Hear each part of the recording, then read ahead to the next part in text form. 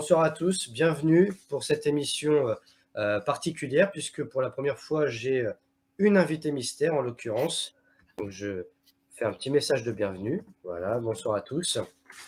Alors mon invitée ce soir est Jocelyne Chassard. Alors son nom vous dit peut-être rien, mais justement avant de commencer l'émission, Jocelyne m'a retrouvé une vidéo que je vais diffuser maintenant pour vous la présenter.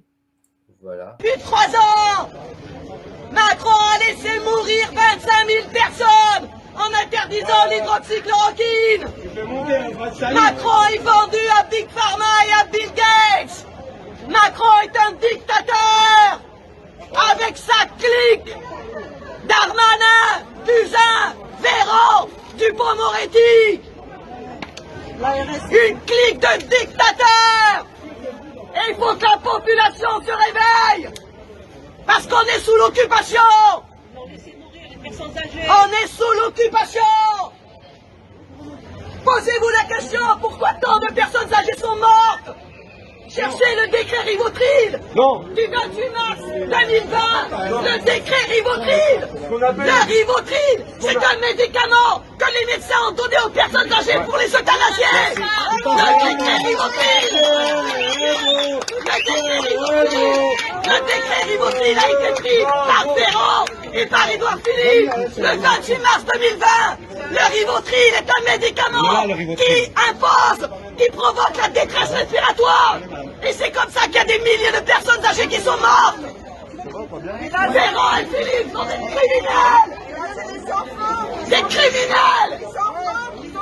Et l'imposition du bâillon, c'est quelque chose qui détruit les poumons. Et c'est de la maltraitance aux enfants. Le macronavirus détruit la République depuis 3 ans. Macron est un dictateur. Et la seule force sur laquelle il peut compter pour être encore au pouvoir, c'est les flics militarisés, robotisés. Et comment on sait qu'on est en dictature? On est sur Paris, on peut même pas avancer. La liberté d'aller venir est constitutionnelle. La liberté de circuler est constitutionnelle. La liberté de manifester est constitutionnelle. Mais la dictature de Macron s'en tape. Macron piétine les droits des citoyennes et des citoyens depuis 3 ans et demi. Réveillez-vous. Macron, destitution. Macron, décapitation. Macron, destitution. Macron, décapitation. Macron. Explosion. Faut lui exploser sa gueule à ce dictateur. Et les médias. Et les médias complices. Les médias complices. Voilà. Alors, merci Jocelyne déjà de m'avoir partagé cette vidéo de 2 minutes 25 parce que, en fait, sur YouTube, on ne voit qu'une vidéo de 22 secondes qui reprend Macron, destitution, etc. Donc forcément, quand on n'a pas le contexte, là, on fait un travail, j'allais dire, vraiment journalistique de fond. Archive, tout à fait. Une sorte de Munich, quoi. Oui. Voilà, je remercie tous ceux qui viennent de nous rejoindre. Vous êtes plus d'une 50aine déjà, donc merci à tous. Voilà, j'ai préféré diffuser cette vidéo d'abord puisque Jocelyne est mon invitée ce soir et ce n'était pas prévu au programme. C'était Eva qui devait prendre le relais et Eva a considéré que il valait mieux me mettre en contact avec vous. Donc, je vous remercie d'être là, Jocelyne. Et moi, je remercie Eva. Je lui fais de gros bisous à Eva. Voilà, on remercie Eva également.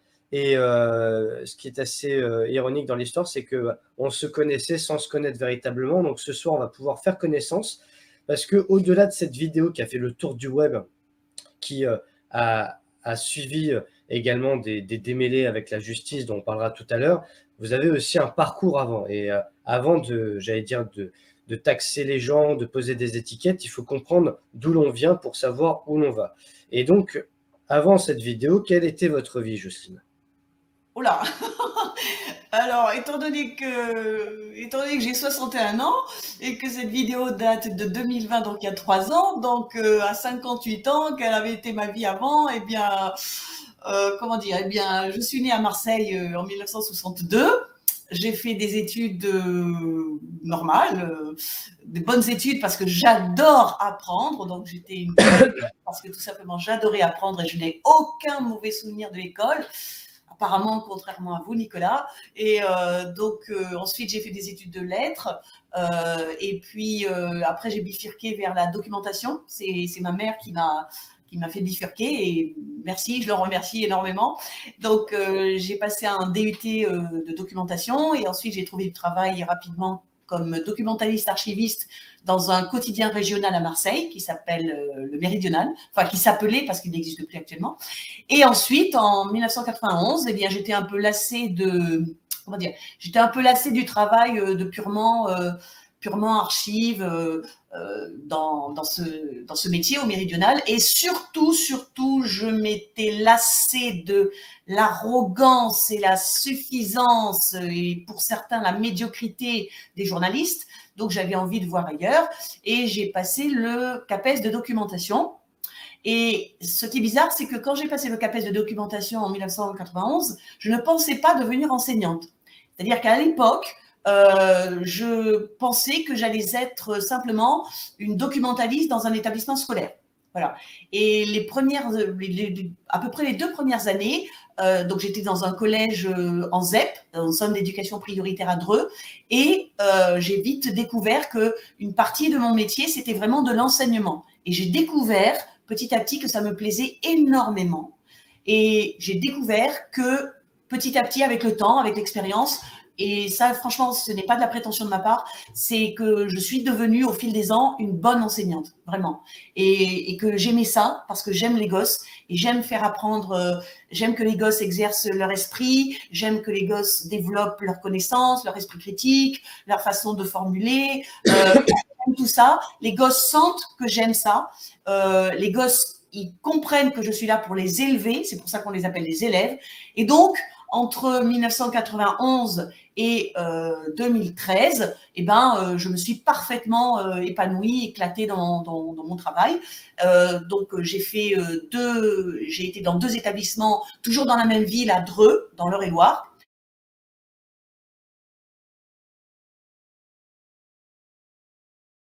Et puis en 2013, c'est le premier harcèlement moral que j'ai subi et combattu. Et donc, à partir de là, de 2013 en gros à 2023, ça fait 10 ans, 10 années.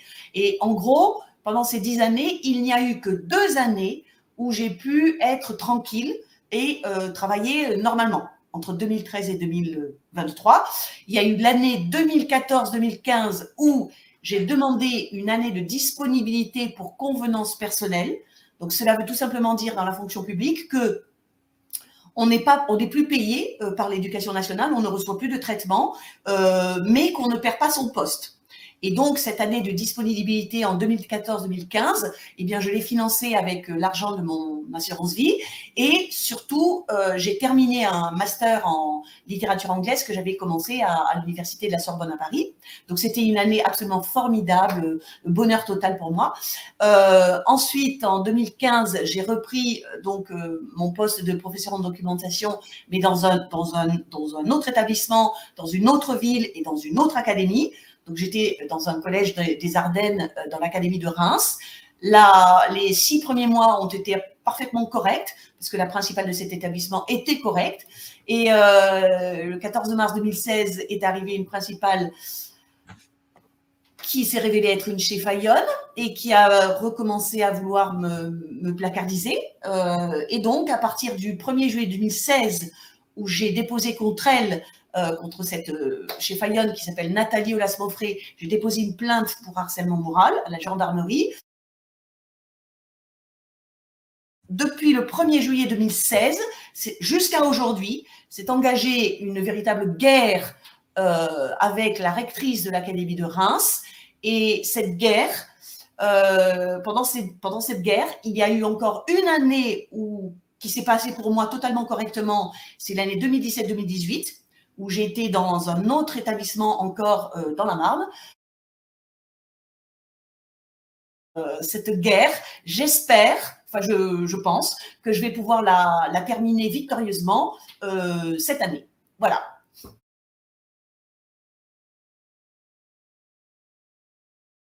Alors déjà, la notion de harcèlement moral entre professionnels, ça c'est un sujet que durant les différentes émissions où j'ai traité du harcèlement, on évoquait très peu.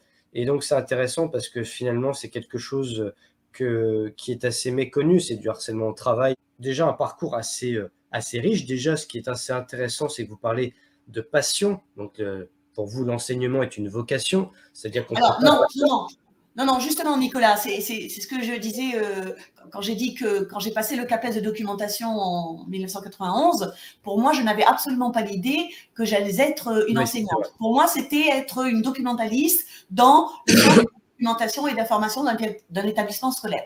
Et c'est vraiment les 2 premières années au collège Pierre et Marie Curie à Dreux où je me suis aperçue qu'en fait, dans mon métier, il y avait une part d'activité pédagogique avec les élèves.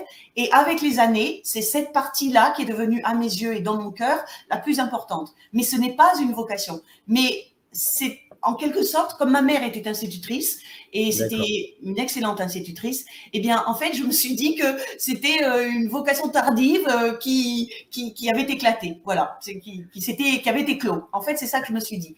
Mais au départ, ce n'est absolument pas ce que j'avais dans la tête. Alors, le harcèlement moral que vous avez vécu, vous parlez d'une placardisation. Est-ce que vous avez signalé ces actes de harcèlement? Oui. Alors, oui.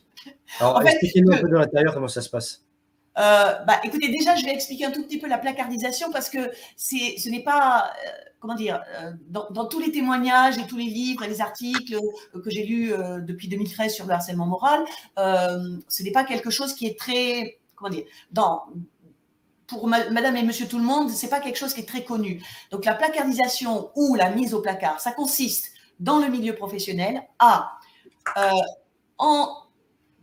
entraver ou réduire ou faire disparaître entièrement les responsabilités professionnelles d'une personne. Et dans mon cas, il s'agit d'entraver ou de faire disparaître en partie ou entièrement les activités pédagogiques que j'ai avec les élèves, pour ce qui concerne la recherche documentaire, l'éducation à l'information, l'éducation aux médias, etc. Voilà. Donc, les 3 principales, donc à Dreux en 2013, la deuxième en 2016 à Grand Pré, la troisième en 2018 à Suippes dans la Marne, ces 3 principales-là, leur objectif, c'est de m'empêcher d'avoir une grande quantité d'activités pédagogiques avec les élèves dans les 4 niveaux du collège, de la 6e à la 3e. Voilà. Leur objectif principal, c'était ça. Et donc ça s'appelle de la placardisation ou de la mise au placard. Et donc, dans les 3 cas, j'ai suivi le chemin normal de l'alerte, c'est-à-dire que j'en parle d'abord, j'essaie d'abord de discuter avec les chefs d'établissement. Si ça ne marche pas, je commence à faire des courriels ou des courriers au supérieur de la chef d'établissement, c'est-à-dire au rectorat. Si ça ne marche pas, je commence à faire des courriers recommandés. Si ça ne marche pas, je commence à en parler à d'autres personnes. Et si ça ne marche vraiment pas, eh bien là, j'alerte la presse. Voilà.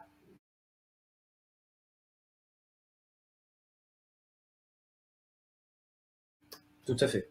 C'est un peu ce que je conseille aussi aux gens qui sont victimes de harcèlement ou de ce genre de phénomène, c'est en dernier recours, c'est la presse, les plaintes, etc. Tout à fait. Alors, justement, est-ce qu'en tant qu'enseignante, vous étiez militante? Est-ce que vous avez déjà participé à des manifestations dans le cadre de votre métier ou en tant que citoyenne avant le mouvement des Gilets jaunes?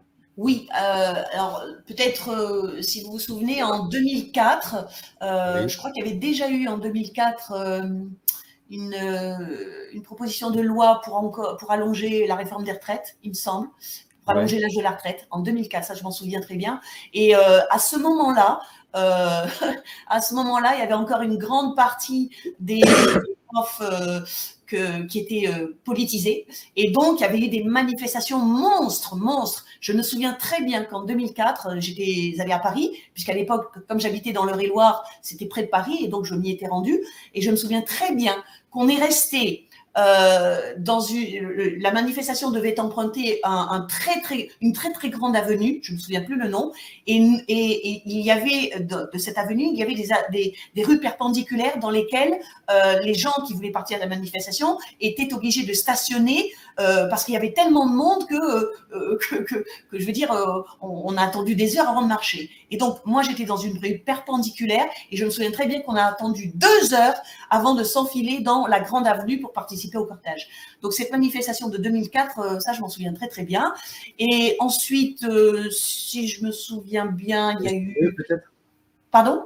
le CPE en 2006. Et c'est ce que j'allais dire aussi. Alors moi je n'y étais pas parce que je n'étais pas jeune à l'époque évidemment, mais bon je soutenais évidemment à fond les jeunes qui se battaient. Et puis ensuite je ne vois pas trop, non, à part de… Ah oui, il y a eu la manifestation, comment dire, contre la présence de Le Pen au deuxième tour. Donc ça, je ne sais plus en quelle année c'était ça. Et puis surtout, il y a eu la manifestation à Paris après la tuerie de Charlie Hebdo. Et puis je pense qu'après, ça a été en janvier 2019 où j'ai participé pour la première fois à une manifestation de Gilets jaunes. Et après, évidemment, il y a eu les manifestations contre la tyrannie covidiste de l'actuel locataire de l'Élysée. Voilà. Alors, justement, durant cette période des Gilets jaunes, tout a commencé le 17 novembre 2018. Quelques jours avant, dans quel état d'esprit vous êtes? Vous vous dites, est-ce que ce mouvement peut être pérennisé? Est-ce qu'il y a du sens, sachant qu'aujourd'hui, on est au carburant à plus de 2 € et certains endroits, même si ce sont des stations essence d'autoroute, où on frôle les 2,80, voire 3 €. Avec le recul, le mouvement des Gilets jaunes s'est créé avec le carburant à 1,37, 1,40 en moyenne, ce qui était déjà énorme à l'époque. Quel est votre sentiment, quel est votre état d'esprit? Est-ce que vous vous dites, bon, je vais aller manifester tous les samedis si nécessaire, ou au départ, vous êtes un petit peu sur le recul, la prévention? Alors, déjà, je ne suis pas dans les réseaux sociaux. Donc, je n'ai absolument pas, été suivi en temps réel, si vous voulez, le 17 novembre, absolument pas. En plus, je n'ai pas la télévision depuis 30 ans, donc j'ai pris, si vous voulez, j'ai compris ce qui se passait avec un peu de retard. Et donc, c'est pour ça que je n'ai commencé à manifester le samedi qu'en janvier.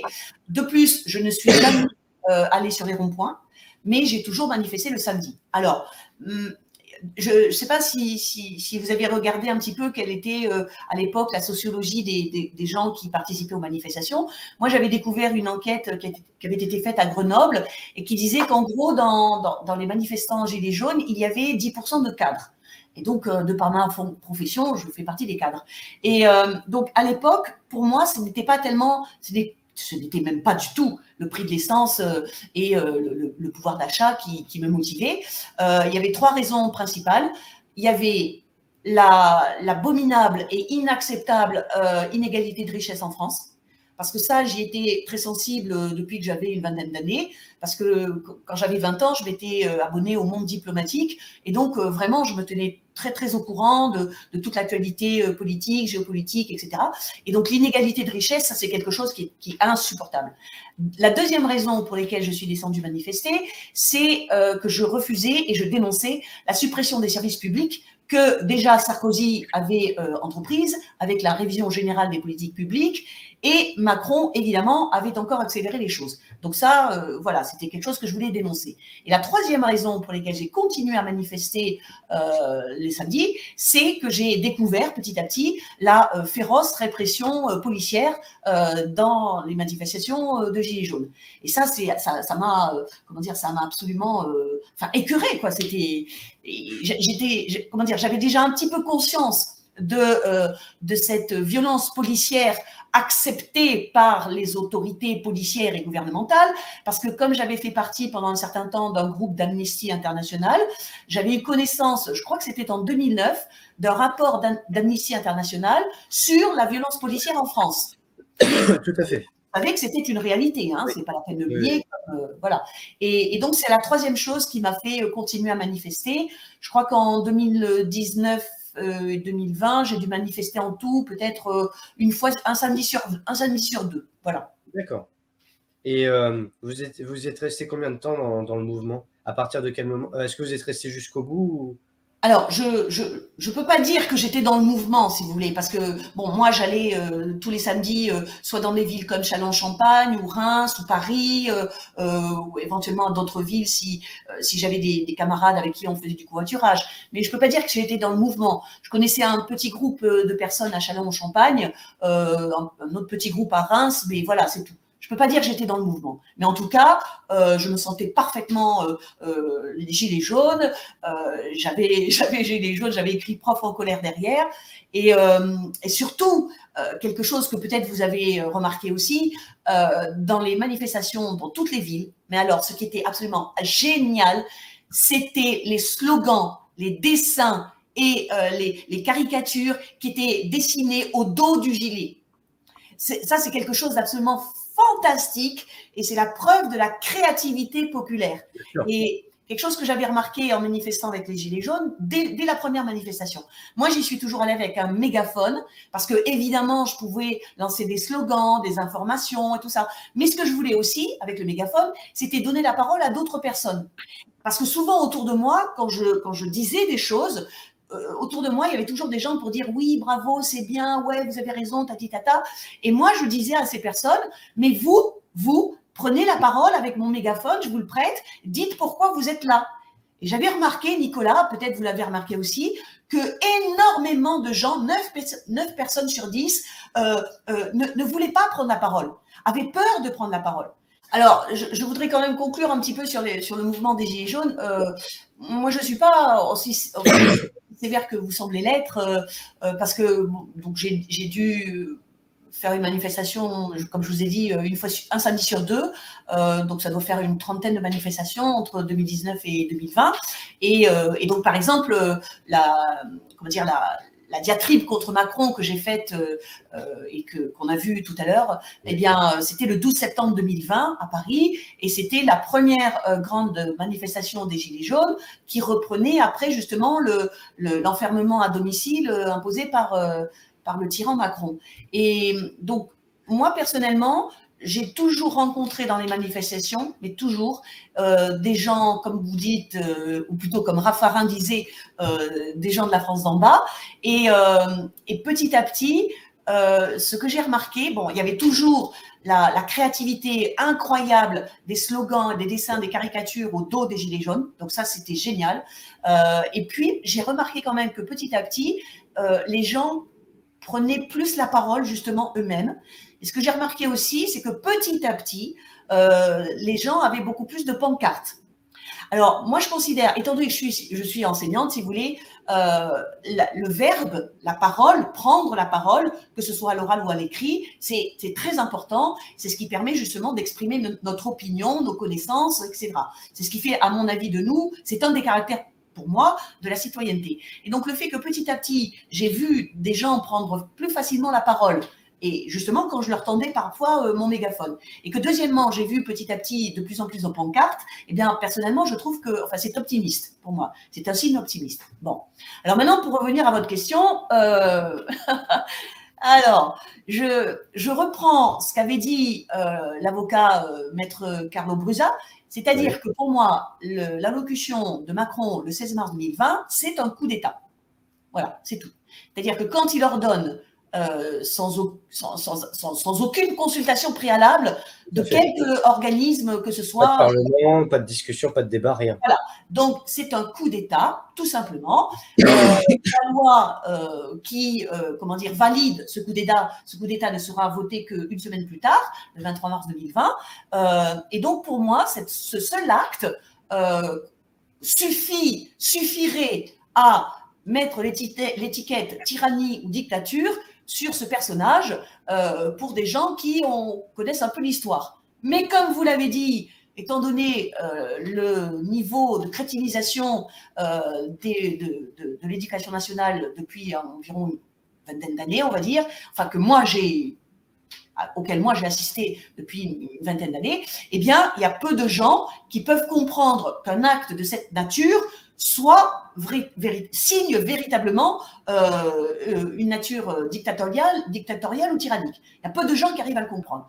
Et donc, après ce coup d'État, eh bien, heureusement pour moi, il y a eu des éléments qui m'ont permis de découvrir assez vite que c'était une escroquerie criminelle. Le premier événement, c'est que j'ai découvert, comme ça, par hasard, la première pétition qui avait été lancée pour soutenir le professeur Didier Raoult à l'IHU de Marseille. Donc ça, je l'ai découvert le 18 mars.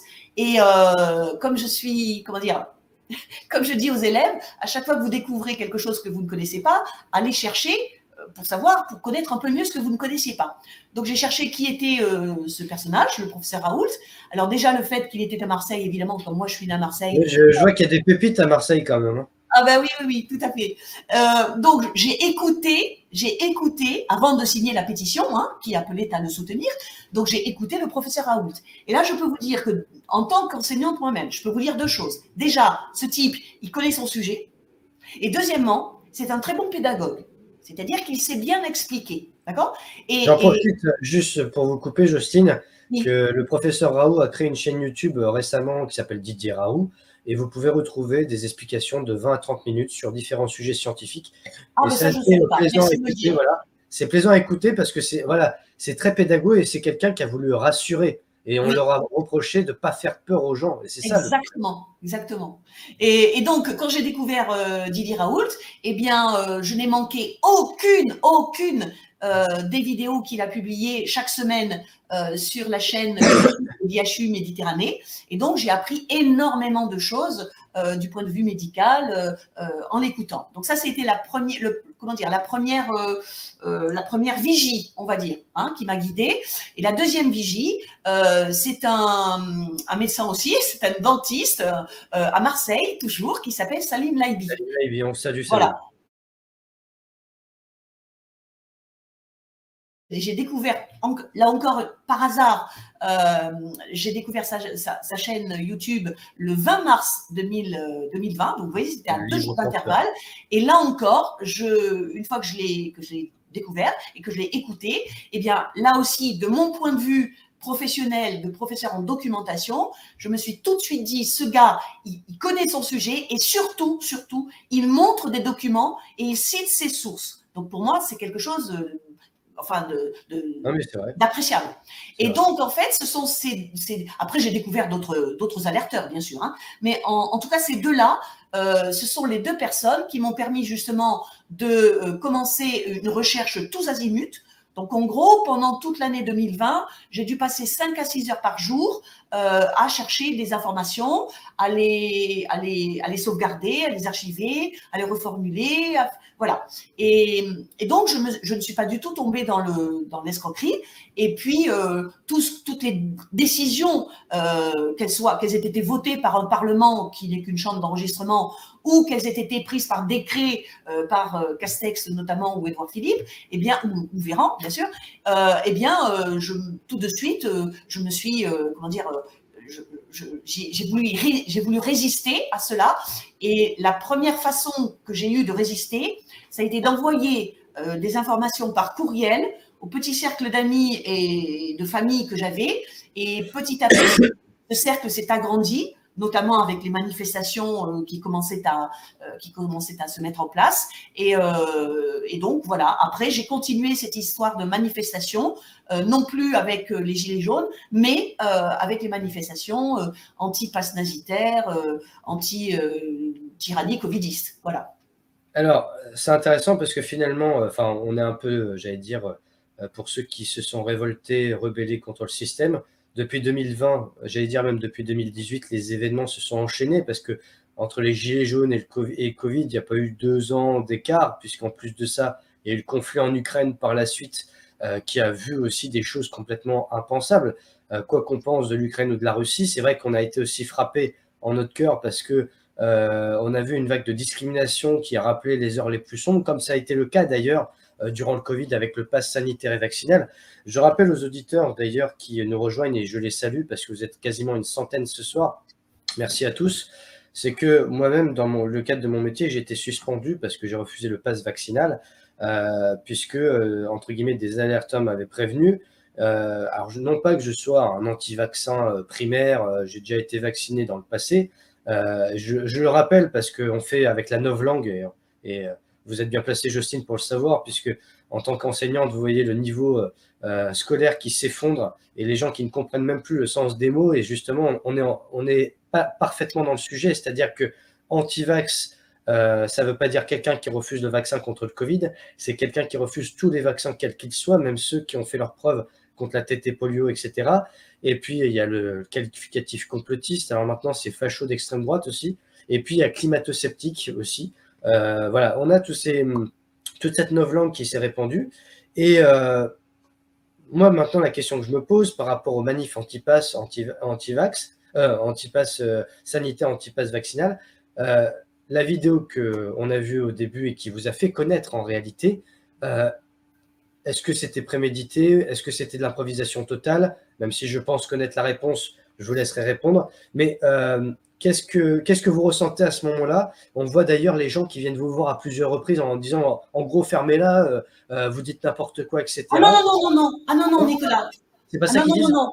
Les 2 personnes que vous avez vues venir vers Ouais. moi, c'était absolument pas pour me dire de la fermer, c'était pour me dire en quelque sorte, c'était pour me demander en quelque sorte de dire quelque chose de plus. C'est-à-dire de dire Ah, quelque d'accord. chose. Ah, ben, excusez-moi, j'ai mal compris alors. Oui, oui, non, D'accord. non, c'était absolument pas. Non, non, là, alors, je veux d'abord préciser 2 choses Oui. par rapport à ce que vous avez dit. Comment dire, je sais qu'on est sur une chaîne YouTube, donc il faut faire attention avec le mot vaccin. Bon, Oui. donc déjà, le produit qui a été injecté au moins une fois à partir du 27 décembre 2020 à 54 millions de citoyennes et citoyens de la République française n'est pas un vaccin. C'est ce que j'appelle un PGE, un poison génique expérimental. Bon. Et deuxièmement, c'est justement en écoutant les éditions Salim Laibi que j'ai découvert ce qu'était la mafia de l'industrie pharmaceutique et notamment de l'industrie vaccinale. Personnellement, avant mars 2020, je ne connaissais rien, mais rien à l'industrie vaccinale. Et je n'hésite pas à dire aujourd'hui qu'avec tout ce que j'ai appris, alors oui, je suis farouchement anti-vaccin, quel qu'il soit. Et deuxièmement, si les personnes veulent simplement s'informer avec un document à la fois humain et scientifiquement documenté, eh bien, je leur conseille d'aller voir, non pas sur YouTube, évidemment, mais sur une plateforme comme Odyssée ou Crowdbunker, je leur conseille d'aller voir 2 films qui s'appellent, avec le mot anglais, qui s'appelle Vaxxed, V-A-2-X-E-D. Donc, le premier a été réalisé par un médecin anglais qui a dû s'expatrier aux États-Unis, qui s'appelle Andrew Wakefield. Et le deuxième, qui s'appelle Vaxxed 2, a été réalisé par la mère d'un enfant aux États-Unis, qui est devenu autiste après avoir subi justement des injections.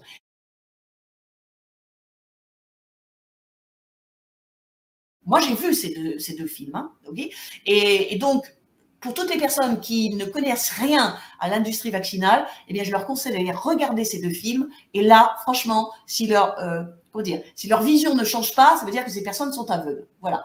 Donc ça, c'est juste ce que je voulais dire. Non, mais vous avez fait bien, tout à fait. Voilà. Alors, maintenant, pour répondre à votre question. Donc, le 12 septembre 2020, vous trouvez donc avec mes camarades que vous voyez à côté de moi, on allait vers le lieu de départ de la manifestation déclarée des Gilets jaunes, et puis brusquement, un cordon de policiers nous a barré la route. Alors, je n'hésite pas non plus à les appeler des flics, parce que pour moi, ces êtres humains, ces citoyens de la République, qui ne font qu'obéir à des ordres et qui, en obéissant à des ordres arbitraires, piétinent certaines libertés constitutionnelles de notre République, pour moi, ce ne sont pas des vrais policiers.